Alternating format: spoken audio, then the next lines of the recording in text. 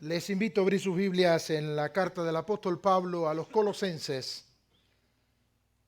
capítulo 2, para leer los versículos 1 al 15.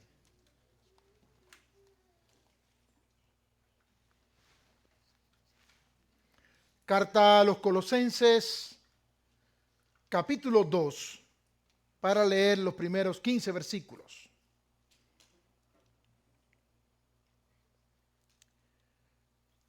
Porque quiero que sepáis cuán gran lucha sostengo por vosotros y por los que están en la Odisea y por todos los que nunca han visto mi rostro, para que sean consolados sus corazones, unidos en amor, hasta alcanzar todas las riquezas de pleno entendimiento, a fin de conocer el misterio de Dios, el Padre, y de Cristo, en quien están escondidos todos los tesoros de la sabiduría y del conocimiento. Y esto lo digo para que nadie os engañe con palabras persuasivas. Estoy leyendo Colosenses capítulo 2, versículo 5.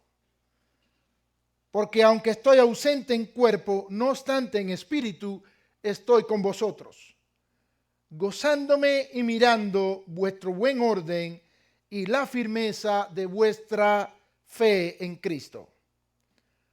Por tanto, de la manera que habéis recibido del Señor Jesucristo, andad en él, arraigados y sobreedificados en él y confirmados en la fe, así como habéis sido enseñados, abundando en acciones de gracias.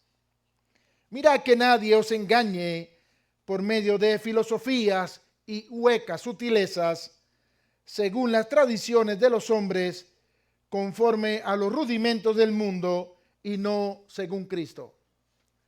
Porque en él habita corporalmente toda la plenitud de la deidad, y vosotros estáis completos en él, que es la cabeza de todo principado y autoridad.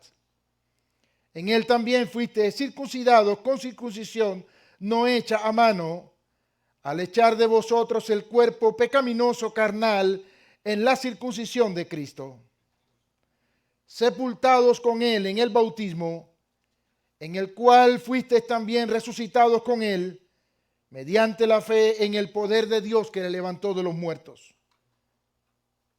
Y a vosotros, estando muertos en pecados y en la incircuncisión de vuestra carne, os dio vida juntamente con él, perdonando todos los pecados, anulando el acta de los decretos que había contra nosotros, que nos era contraria, quitándola de en medio y clavándola en la cruz, y despojando a los principados y a las potestades, los exhibió públicamente, triunfando sobre ellos en la cruz. Oremos.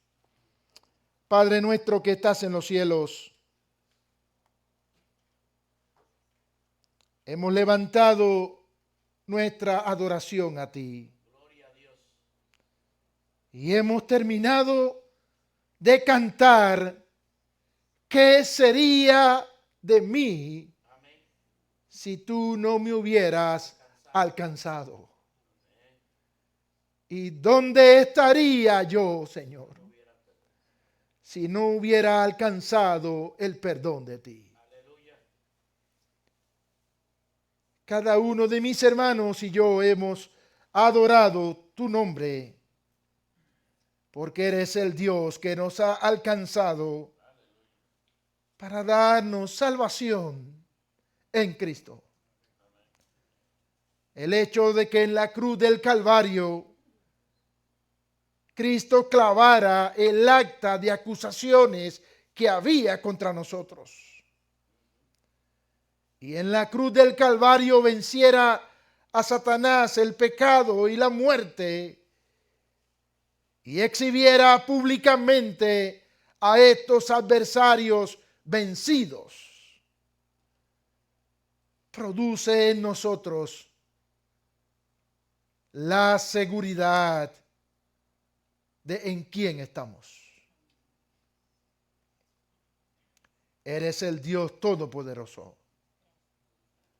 Nadie se iguala a ti. Y nosotros en este momento volvemos a proclamar a voz en cuello que Jesucristo es nuestro Señor. Aleluya. Y queremos que tú tomes tu palabra. Que tu Espíritu Santo trabaje en cada uno de nuestros corazones. Y que el siervo que tú has escogido para usar no sea más que un instrumento que hable palabra tuya para gloria de tu nombre. A ti nos encomendamos, Dios. Que nada ni nadie en este momento pueda robarnos la reverencia y la quietud para escuchar tu voz. Por Cristo Jesús. Amén, Señor.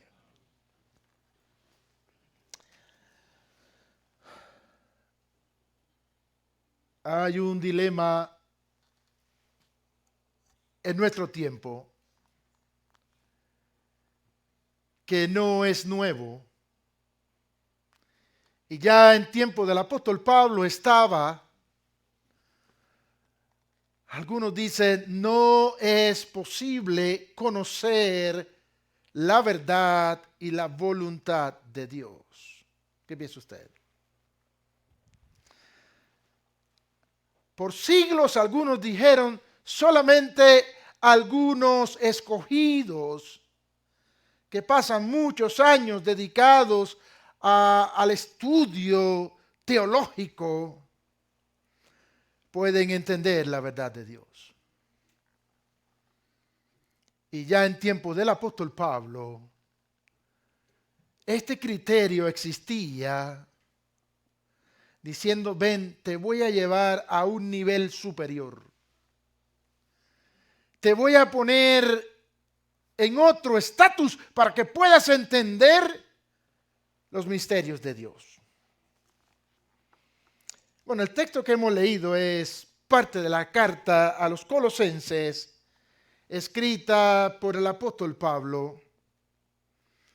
Bueno, probablemente, como se habla en el capítulo 1, Timoteo, quien fue considerado por Pablo como si fuera su hijo, aunque biológicamente no lo era, claro está, pero que le acompañó también en el ministerio, probablemente Timoteo ayudó a Pablo a escribir esta carta a los Colosenses, primer siglo, aproximadamente entre el año 60 y 62, mientras Pablo estaba encarcelado en Roma.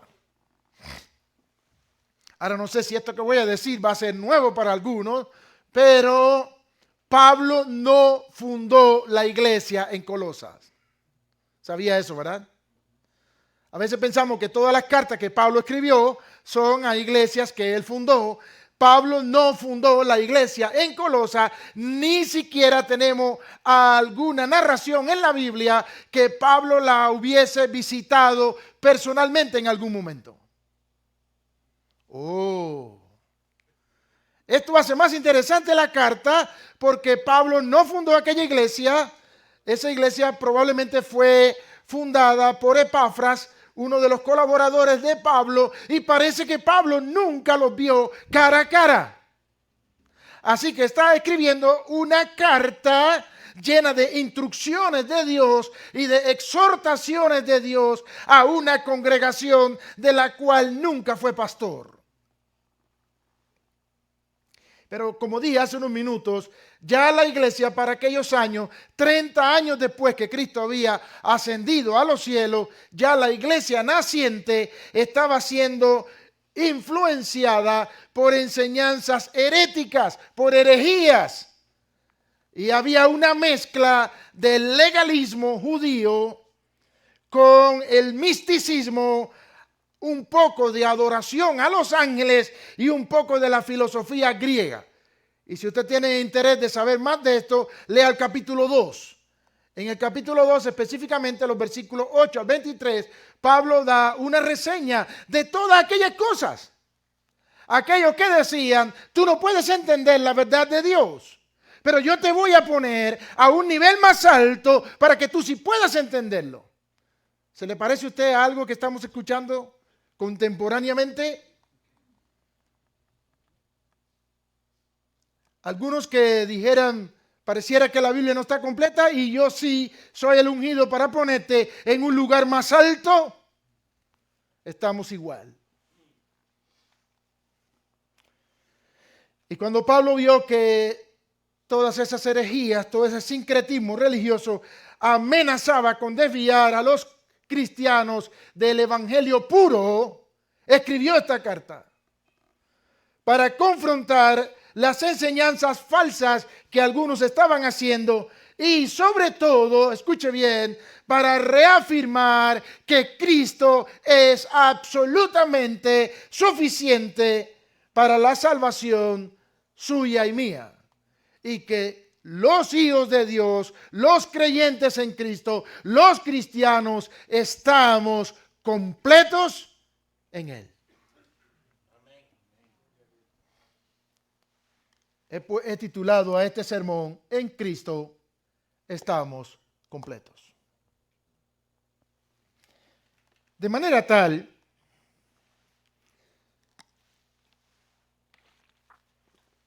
que Pablo dedica al menos 2 secciones de esta carta,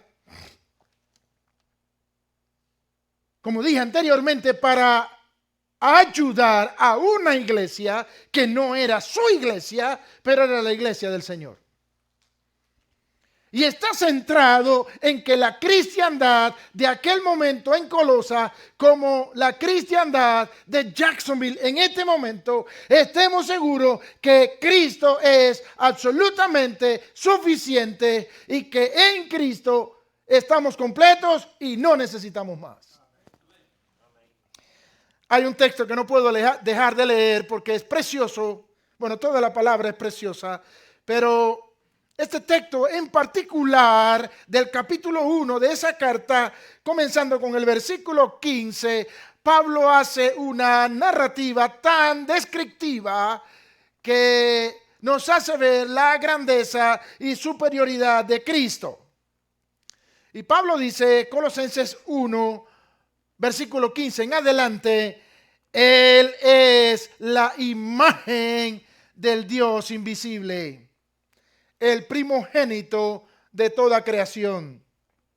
Porque en Él, y ahora vamos a recordar sin duda al evangelista Juan, fueron creadas todas las cosas, las que hay en los cielos y las que hay en la tierra, visibles e invisibles, sean tronos, sean dominios, sean principados, sean potestades, todo fue creado por medio de Él y para Él.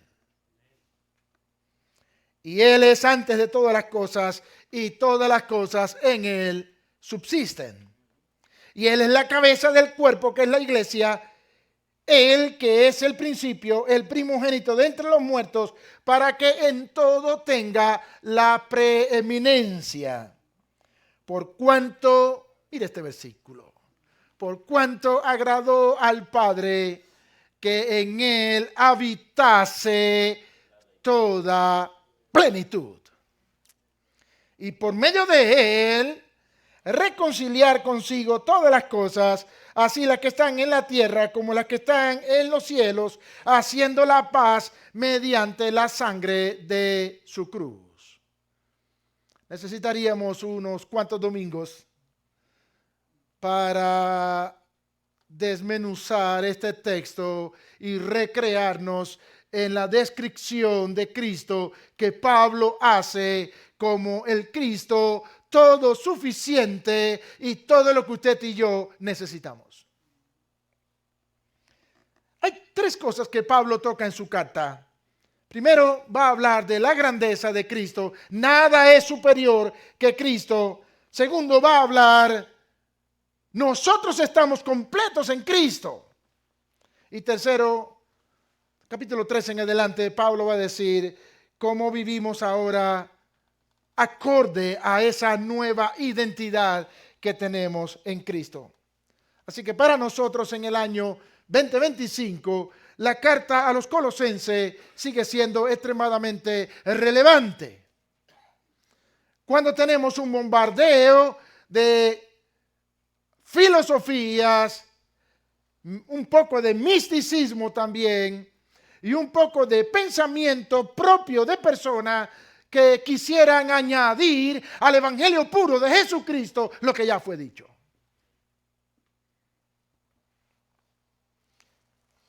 Y cuando leemos la carta a los Colosenses nos recuerda que Cristo es suficiente frente a todas esas herejías que se quieren levantar para corromper y sustituir el evangelio.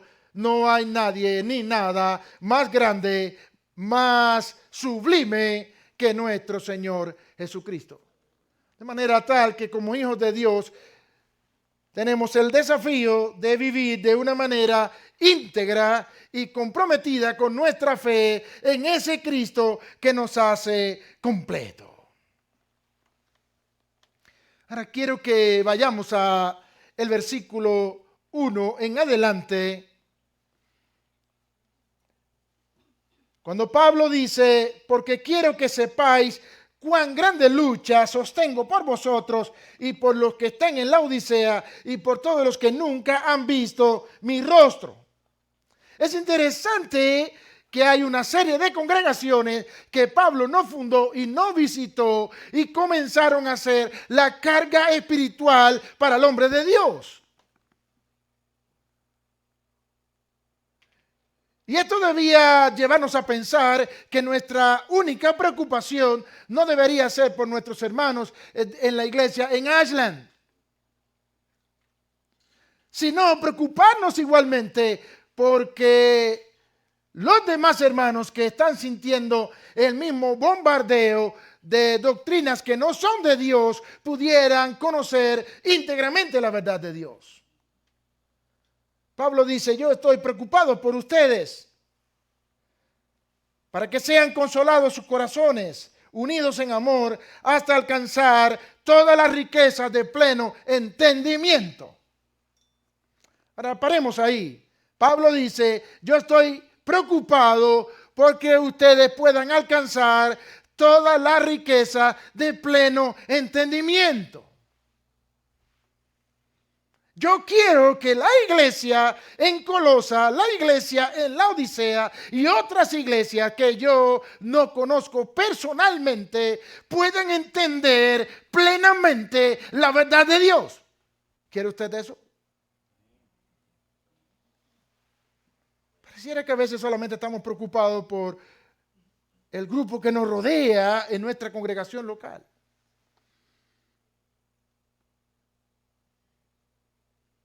¿Cómo miramos nosotros a otros con sus necesidades que son parte de la iglesia universal de Cristo también? ¿Y qué podemos hacer para que aquellos que están siendo engañados y bombardeados con herejía puedan tener el entendimiento pleno de la verdad de Dios? Pues si no la compartimos, nunca la van a saber. A fin de conocer, dice Pablo, el misterio de Dios el Padre y de Cristo. Ahora Pablo deja claro que en el entendimiento de Dios, de la verdad de Dios, hay un, léalo ahí, hay un misterio. Y ahí es donde se agarran algunos. Dice, ese misterio es el que yo te voy a enseñar a conocer. Y por eso yo tengo aquí mi filosofía. Digo, yo no, dicen algunos. Y yo te voy a llevar a otro nivel. Quiero que miremos el versículo 3. Y ojalá usted tenga un highlighter ahí y pueda subrayarlo, marcarlo, escribirlo en una nota, en un papelito, como usted quiera. En quién están escondidos todos los tesoros de la sabiduría y del conocimiento. ¿Dónde están escondidos los tesoros de la sabiduría y del conocimiento? ¿Dónde están escondidos los tesoros de la sabiduría y el conocimiento? En Cristo están escondidos. ¿Sabía usted eso?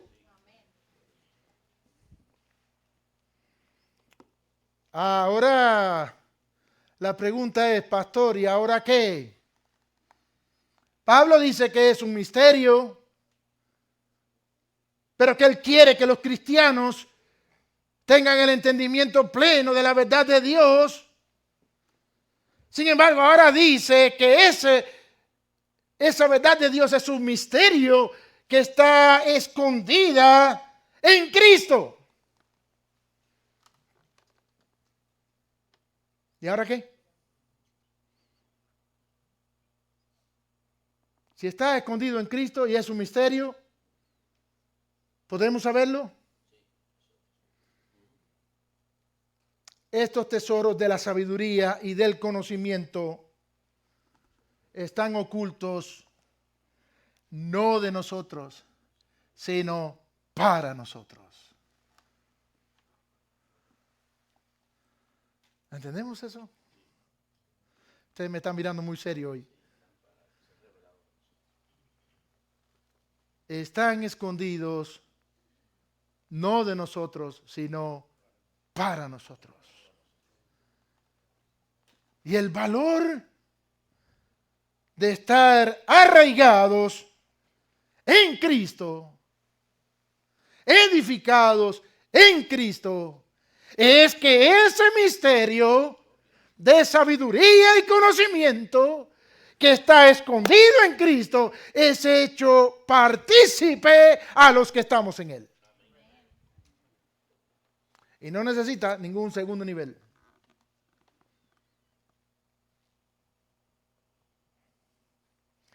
Algunos hermanos dicen, tengo que estudiar en un seminario y después hacer mi maestría, mi doctorado, para compartir la palabra de Dios con otros.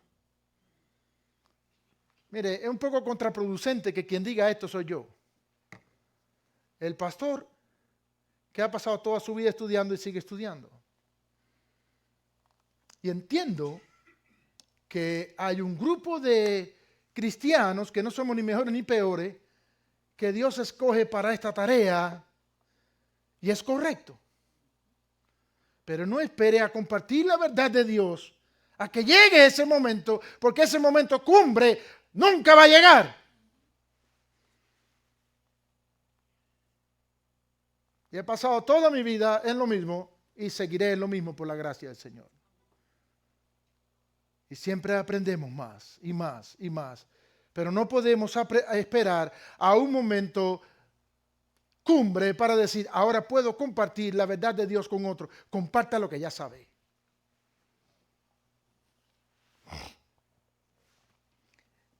Pero Pablo dice que esos misterios están escondidos. Y ahora yo pregunto, ¿están escondidos o no están escondidos? ¿Están escondidos o no están escondidos? Bueno, pero me lo explica, ¿no? No me diga que sí, pero me lo explica. Están escondidos de los incrédulos. Por eso, muchas personas, aun cuando tengan sus doctorados y sus títulos, sean catedráticos, leen la Biblia y no pueden entenderla. Estaba escuchando un predicador hace unos días, quizás un par de semanas, y dijo, fue interesante porque la Biblia nunca me llamó la atención y nunca la creí como palabra de Dios y siempre creía que era una farsa hasta que mi esposa me dijo, vamos a la iglesia hoy, y yo fui pensando, voy hoy salgo de eso.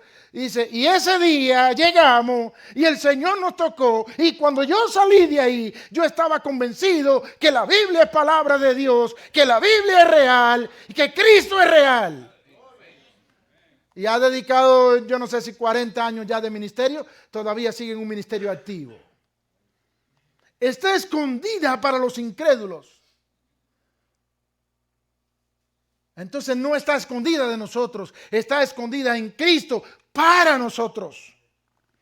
Está exhibida en la persona y en la redención de Cristo y lo disfrutamos los seguidores de Cristo.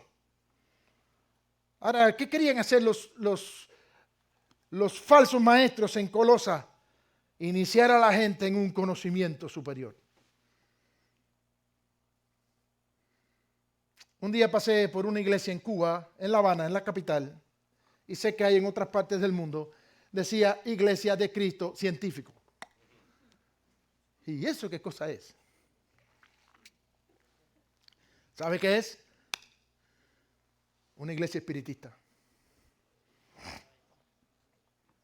En eso se terminó. No puedes ponerle más a lo que Dios dice. Pablo le dice, ustedes pueden entender el misterio de Dios sin toda esa filosofía. Pero solamente hay una condición. Tú tienes que estar en Cristo. Y hablamos el domingo pasado de permanecer en su palabra. Regresando al capítulo 1, si en la media me ayudan, pero ahora el versículo 26 y 27, Pablo dice, el misterio, esperemos a ver si lo pueden transmitir, el misterio que había estado oculto desde los siglos y edades, pero que ahora ha sido, léalo conmigo, ha sido manifestado a sus santos, a quienes Dios quiso dar a conocer las riquezas de la gloria de este misterio entre los gentiles, que es, ¿sabe cuál es el misterio? Cristo en vosotros, la esperanza de gloria. Desde los siglos y los siglos ha estado oculto y sigue oculto para los que no son hijos de Dios. Pero Dios ha querido revelarlo a sus santos. ¿Quiénes son los santos? Nosotros, los redimidos. El pueblo apartado para Dios, a darnos a conocer este misterio. ¿Y el misterio cuál es? Cristo en nosotros. ¿Es un misterio o no es un misterio? Carlos, ¿puedes imaginarte que esos versículos que leímos en el capítulo 1, versículo 15 en adelante, lo grandioso, lo sublime, lo superlativo de Cristo pueda habitar en tu corazón? No podemos. Sigue siendo un misterio. ¿Cómo es posible que ese Cristo grandioso, sublime, creador de los cielos y la tierra, con autoridad sobre todo principado y potestad, pueda habitar en mi corazón? Y no me pida más que se lo explique, porque voy a estar hablando aquí hasta mañana por la mañana y vamos a quedar en el mismo punto. Porque nadie puede entender ese misterio. Usted puede decir la experiencia suya con Cristo en su corazón, pero no puede describir cómo Dios hace eso.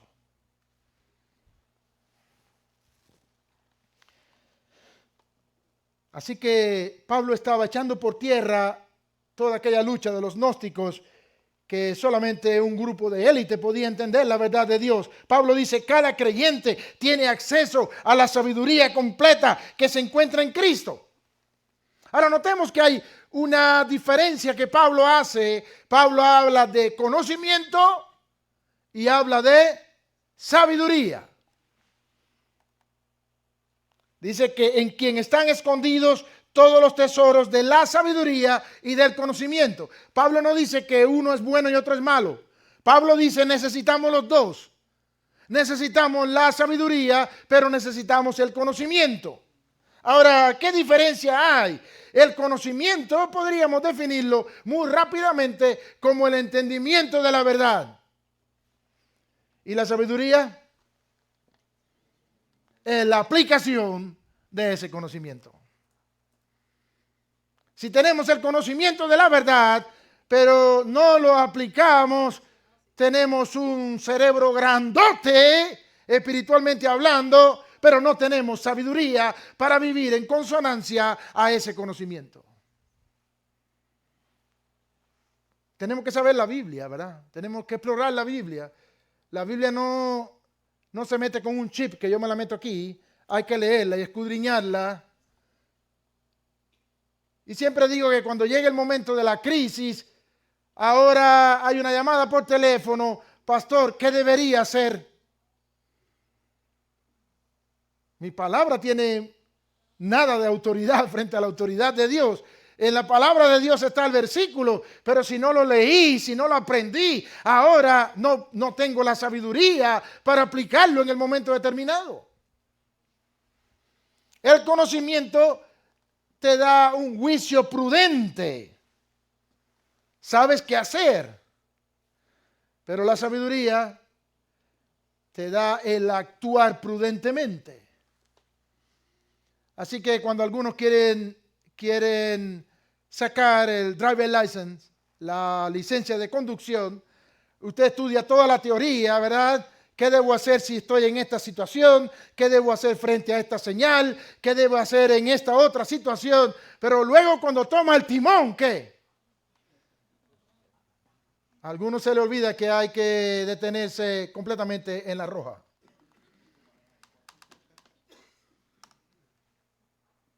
Y a otro le pasa como a un amigo pastor cuando estaba aprendiendo hace muchos años y todos los carros venían en contra de él.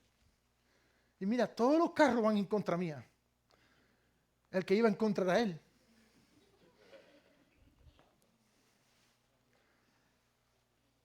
El conocimiento nos va a dar el entendimiento de la verdad, el juicio prudente, pero la sabiduría, y esto es más profundo todavía, nos ayuda a tener un modo de vida en consonancia con el entendimiento de la verdad de Dios. Y ambos, dice Pablo, se encuentran en Cristo. Están escondidos en Cristo. Y ahora, si usted sigue leyendo, Pablo dice, y esto lo digo para que nadie os engañe con palabras.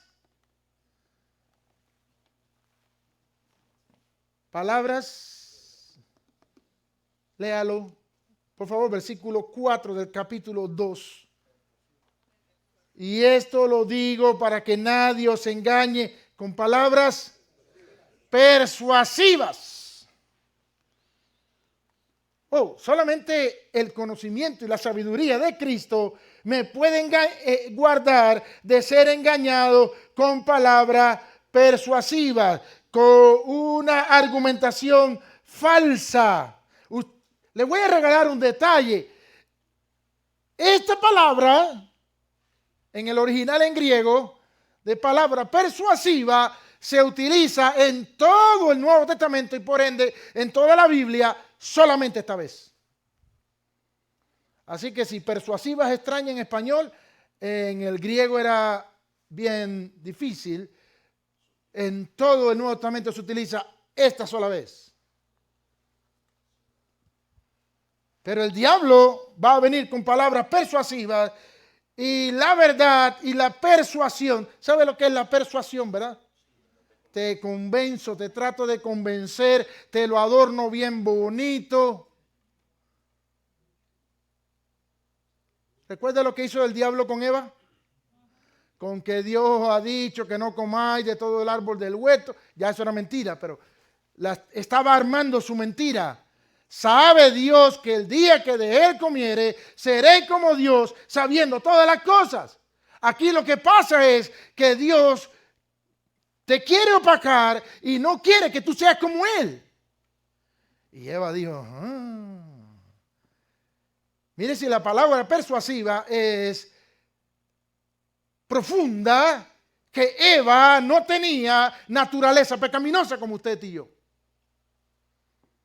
Y cayó. Frente al veneno de la palabra persuasiva, solamente hay un antídoto y es la verdad de Dios. La sabiduría y el conocimiento que están escondidos en Cristo. Porque muchas veces la verdad no es persuasiva y la mentira entonces sí es persuasiva. Y aquí va a depender mucho de cuando tenemos la verdad y estamos comprometidos con ella. Recuerdo que en esta congregación, y no voy a decir nombre por ética, alguien me dijo hace como 5 años, 6 años, bueno, pastor, pero eso que está en la Biblia ya no se aplica en este momento. Eso era para los cristianos de hace 2000 años, pero no para este momento. Y lo que me estaba diciendo, me lo estaba diciendo delante de un grupo de hermanos. Si ese es el compromiso que tenemos con la verdad, vamos a ser confundidos fácilmente con palabras persuasivas. Pero si estamos comprometidos que la verdad que hemos adquirido en Cristo es absoluta,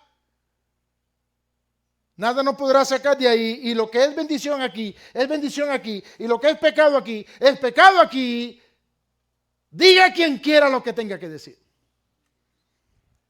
La palabra de Dios no se somete, no se sujeta a que los gobiernos aprueben leyes. Eso no tiene nada que ver con Dios. Dice la palabra misma de Dios, dice que hay gobiernos que a lo bueno dicen malo y a lo malo dicen bueno. Y Pablo dice, por tanto, de la manera que habéis recibido al Señor Jesucristo, ahora andad en Él, arraigados y solidificados en Él y confirmados en la fe. Ese es nuestro versículo lema para este año. Se lo voy a leer en la Nueva Traducción Viviente. Me encanta cómo lo dice. Por lo tanto, de la manera que recibieron a Cristo Jesús como Señor, ahora deben seguir sus pasos. Arraíguense profundamente en Él y edifiquen toda la vida sobre Él. Entonces la fe de ustedes se fortalecerá en la verdad que se les enseñó y rebosarán de gratitud. No podemos crecer ni edificar en Cristo si nosotros no estamos arraigados y fundamentados en esa verdad, en el conocimiento y la sabiduría que está escondido en Cristo para nosotros. Y después que Pablo ha dado toda esta introducción, Pablo llega al versículo áureo de esta tarde, porque en él habita corporalmente, versículo 9, toda la plenitud de la deidad, y vosotros estáis completos en él. ¿Cuál es la razón por la que podemos tener tanta confianza? Porque en Cristo habita la plenitud de la deidad.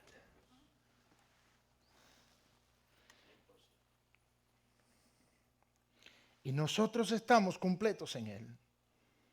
Jesús es completamente Dios. Y usted se va a escuchar muchísimos conceptos equivocados, pero quiero aclarar o ratificar en esta tarde que Jesucristo no es un reflejo de Dios. Jesucristo no es una parte de Dios. Jesucristo no es una manifestación de Dios. He escuchado a algunos que dicen, Dios se manifestó en el Antiguo Testamento como el Padre, en los Evangelios como el Hijo y en la época de la Iglesia como el Espíritu Santo. ¿Verdadero o falso? Yo pensé que iban a responder rápido. ¿Verdadero o falso? Falso. Hay varios ejemplos, pero cuando estaba en el Jordán y Juan el Bautista le iba a bautizar, ¿quién estaba ahí? Jesucristo. Pero de pronto dice la Biblia que el Espíritu Santo en forma de paloma corporal, como una avecita, vino y se posó sobre su hombro. Pero además de eso salió una voz de las nubes, de los cielos, la voz del Padre que dijo, este es mi Hijo amado, en quien tengo complacencia.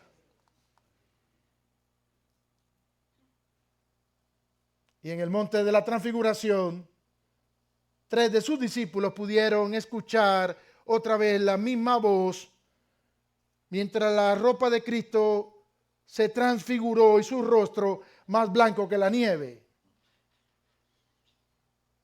Pero antes de ir a la cruz, Cristo dijo, Padre, glorifícame con aquella gloria que tuve contigo antes que el mundo fuese. Y le dijo a sus discípulos, os conviene que yo me vaya, y si me fuere, el Padre enviará otro. Aunque la palabra que utiliza Pablo ahí, que utiliza el Evangelio ahí, es de la misma sustancia, literalmente, pero es otro consolador. No soy yo, dice Cristo, es el Espíritu Santo. Sin embargo, Pablo dice, toda la deidad la plenitud de la deidad reside en Cristo. Esto sí es otro misterio. Este es más difícil de entender que el que dijimos hace un momento, que la grandiosidad de Cristo habita en nuestros corazones por la fe. Este es otro misterio, que en Cristo habita corporalmente toda la deidad. Significa que en Cristo habita el Padre y el Espíritu Santo también. Y aquí, en vez de terminar mañana por la tarde, podemos terminar el mes que viene y no lo vamos a entender. Lo tenemos que creer por fe. Pero ustedes recordarán en Juan capítulo 14, cuando Felipe le dice, Señor, muéstranos al Padre y nos basta. La respuesta de Jesucristo en el versículo 9 de Juan 14 fue, ¿tanto tiempo hace que estoy con vosotros y no me has conocido, Felipe? El que me ha visto a mí, ha visto al Padre. ¿Cómo pues dices tú, muéstranos al Padre? Oh, interesante. Está Felipe ahí preguntando algo y no ha entendido. Y Cristo dice, después de tanto tiempo, Felipe. Versículo 10 de Juan 14. ¿No crees que yo soy en el Padre y el Padre en mí? Las palabras que yo os hablo no las hablo por mi propia cuenta, sino que el Padre que mora en mí, Él hace las obras. Creedme que yo soy en el Padre y el Padre en mí. De otra manera, creedme por las mismas obras.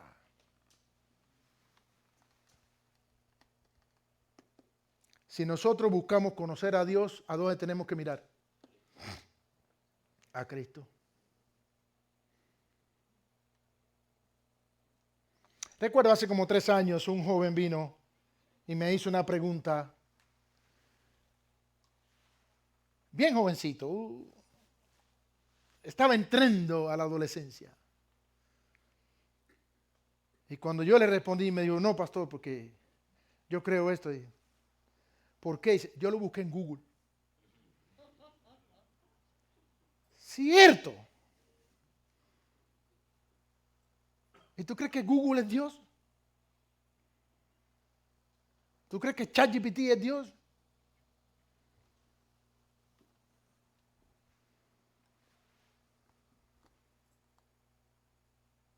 ¿Sabe cuál es el buscador del cristiano? La Biblia.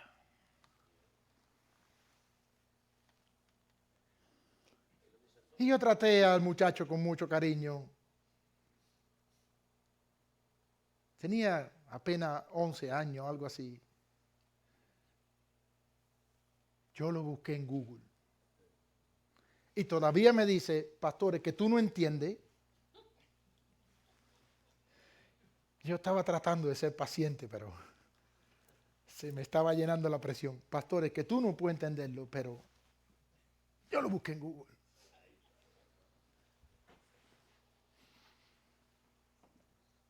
Tiene que contar hasta 100, orarle al Señor y seguir ayudando al adolescente que no entiende que Google te va a dar la opinión de una persona, pero la Biblia te va a dar la opinión de Dios.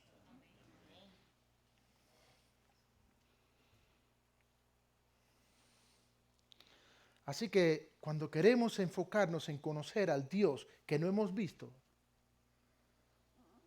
tenemos que mirar a su revelación, a su palabra viviente, a Jesucristo.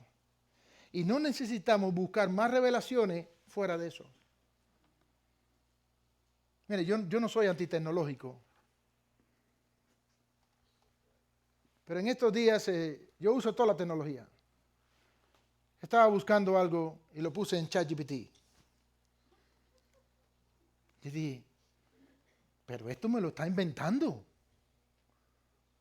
Primero quería encontrar un himno cristiano, una canción, y yo no recordaba nada de la canción. Y yo dije, quiero saber la canción que dice, y le di como 2 versos.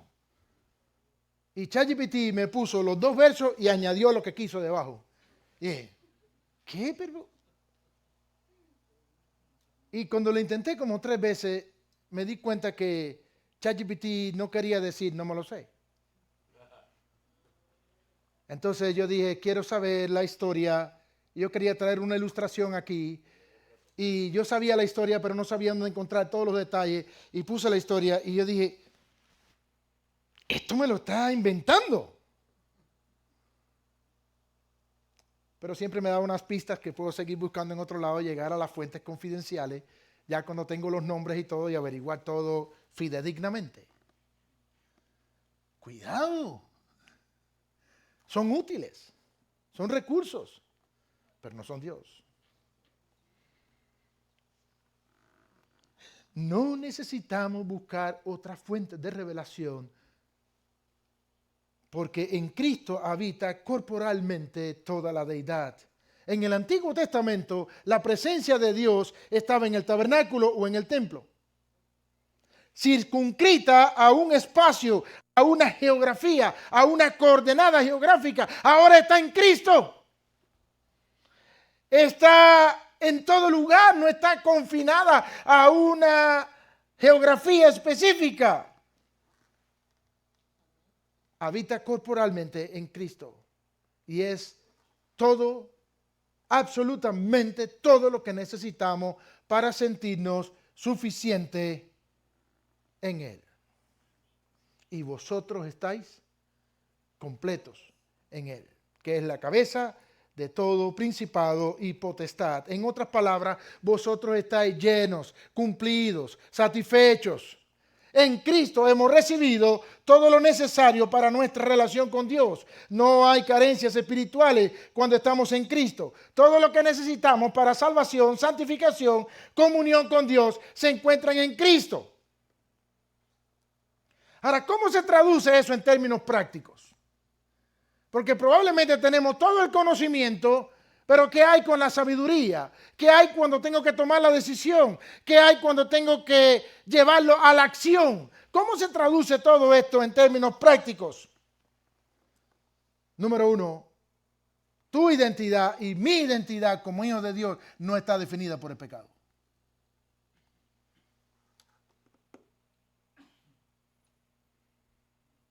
Quisiera tirarle una foto de aquí para allá.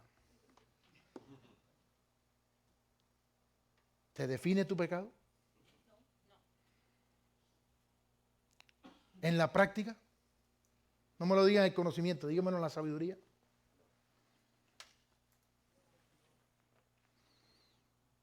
He escuchado a algunos decir, bueno, Dios sabe que soy un pecador.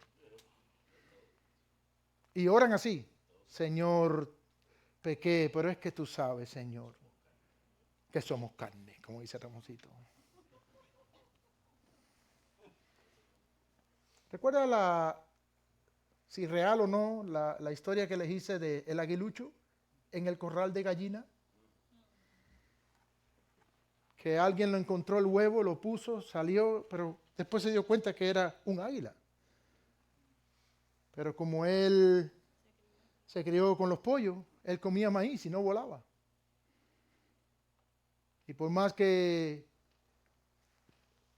todo un botánico que estaba y biólogo, dijo, ¿qué hace ese aguilucho ahí? Dice, bueno, es que encontramos el huevo, lo pusimos con la gallina y cuando nació, después nos dimos cuenta que era un aguilucho, pero se acostumbró ahí detrás de la gallina con los pollos a comer maíz. ¿Qué hace un águila comiendo maíz? Así que se lo llevó a la punta a la cima de una montaña y le dijo, tú eres un águila, vuela. Pero tan pronto lo soltaba, caía y quería ir al corral a seguir comiendo maíz. Y cuando intentó varias veces, Finalmente lo puso contra el sol y el aguilucho empezó a abrir las alas y lo tiró al vacío. Y el aguilucho se dio cuenta que podía volar. Y que se sepa, nunca más regresó a comer maíz. Tenía buenos amigos allí, pero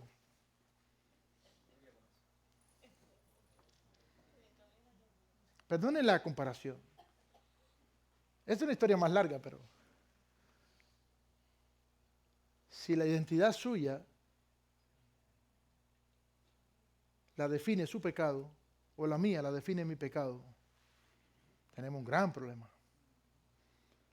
Siempre vamos a decir, pobrecito de mí, no me queda más remedio que pecar, porque eso es pecado. Si soy un pollo, pues lo que tengo que hacer es comer maíz. Si la identidad suya y mía la define Cristo y su suficiencia, va a llegar un momento en que tenemos deseo de comer maíz. Pero vamos a decir, no, la identidad que yo tengo no es de comer maíz. Yo soy un hijo de Dios. Y aunque yo peque, porque lucho contra mi naturaleza pecaminosa, yo soy un santo de Dios. Eso hace una gran diferencia.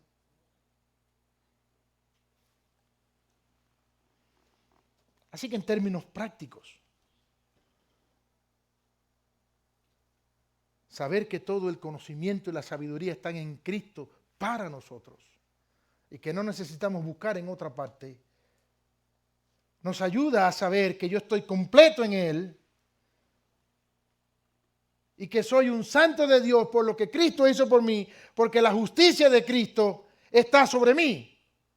Y hay un propósito que ahora tengo, y ese propósito es, los muchachos de la clase, propósito número 1, ¿cuál es? ¿Dónde están? Calladitos ahí, no quieren hablar. Glorificar a Dios. Glorificar a Dios. ¿Cómo? Con lo que soy, completo en Cristo, porque para eso Dios lo envió, para reconciliar con Dios todas las cosas. Ahora tengo un propósito, glorificar a Dios. Y Cristo es todo suficiente para satisfacer mis necesidades espirituales, emocionales y hasta físicas conforme a la voluntad de Dios. Es como el rompecabezas que le falta una pieza. ¿Le gusta hacer los rompecabezas, los puzzles? Y cuando falta una pieza yo ni sé cuál es. Ni entiendo lo que va ahí. Pero qué bueno cuando aparece la pieza. Todo cobra sentido. Cuando Cristo está ahí hay una declaración de propósito. Tiene sentido mi vida. Y Él es la cabeza. Él es el que tiene la autoridad sobre todas las cosas. Mire, la manera que Pablo lo narra, dice, tiene autoridad sobre principados y potestades. ¿Qué es eso? Cristo tiene autoridad sobre los arcángeles. ¿Sobre los arcángeles, sí o no? Yo no estoy tan seguro que ustedes están tan convencidos. ¿Tiene autoridad sobre los arcángeles? ¿Y sobre los ángeles? ¿Y sobre el diablo? ¿Y sobre los demonios? ¿Sobre los espíritus inmundos? ¿Sobre los ángeles caídos? ¿Principados, potestades, gobernadores de las tinieblas? ¿Tiene potestad? ¿Sabe que hay un problema que se está metiendo dentro de la iglesia? Y uno de los precursores con esto fueron los chinos, con el yin yang. ¿Verdad? El simbolito ese, sí que negro y blanco, ¿verdad? Bueno y malo. Frío y caliente. Y pareciera que estamos viviendo en un mundo 50-50. No estamos viviendo en un mundo 50-50. Dios nunca ha perdido su soberanía.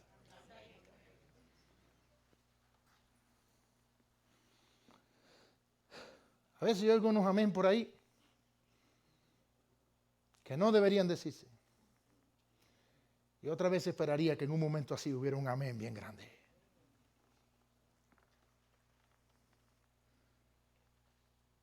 El diablo no puede robar jamás la soberanía de Dios.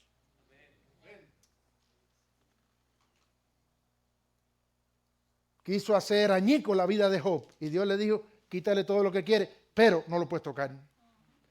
Y el diablo estaba remordido ahí, pero no lo pudo tocar. Y bueno, pero todo dará al hombre por su vida. Toca su salud, pero no le puede quitar la vida. ¿Qué tiene que hacer el diablo? Obedecer. A la fuerza, no porque quiera, los designios de Dios. Les digo algo más. Va a llegar un momento que con la espada que sale de la boca de Cristo va a condenar al diablo para siempre al infierno. Que por cierto, el diablo no está en el infierno, para los que creen que el diablo está en el infierno. El infierno va a ser el lugar de castigo eterno de él. La pregunta es, ¿por qué tiene que irse para el infierno? ¿Por qué no le puede decir a Dios, no me voy para ningún lado? ¿Tú no me quieres en el cielo? Está bien, pero yo no voy para ahí. ¿Sabe por qué tiene que ir para el infierno? Porque Dios es soberano. Y ese Cristo, que tiene toda autoridad, es el Cristo que nos guía, que nos protege, que pone su poder a nuestra disposición y no necesitamos nada más. Así que cuando tengamos luchas, incertidumbres, que llegan a nuestra vida, por cierto, recordemos que no hay problema que esté fuera de su control. Usted y yo estamos completos en Cristo. ¿Lo puede decir conmigo? Estamos completos en Cristo. No nos falta nada. No necesitamos buscar plenitud en nada más ni en nadie más. Y por cierto, no estamos completos en la Iglesia Bautista Hispana en Ashland. No estamos completos en el pastor Fernando. No estamos completos en el pastor Hernán. Estamos completos en Cristo. Nuestra plenitud no depende de nuestras obras, ni nuestros logros, ni nuestros esfuerzos. Depende de lo que Cristo hizo. Así que podemos vivir con seguridad, con propósito, con gozo, sabiendo que Él es nuestra fuente de vida eterna y satisfacción plena. La pregunta para terminar: ¿estamos buscando plenitud en algo o en alguien fuera de Cristo?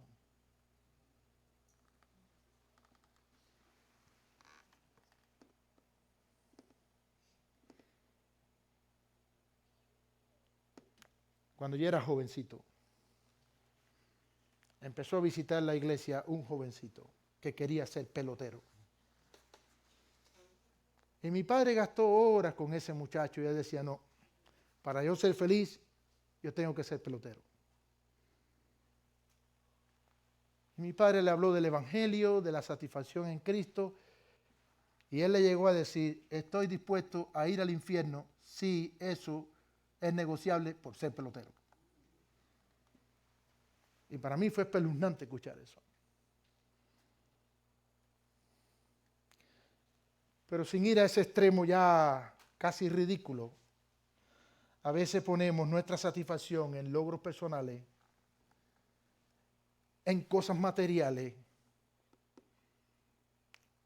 Lo que pasó en California es una buena alerta, ¿verdad? Puedes luchar toda la vida y ahí están los carros quemados, las casas quemadas, todo lo de adentro quemado y no quedó nada.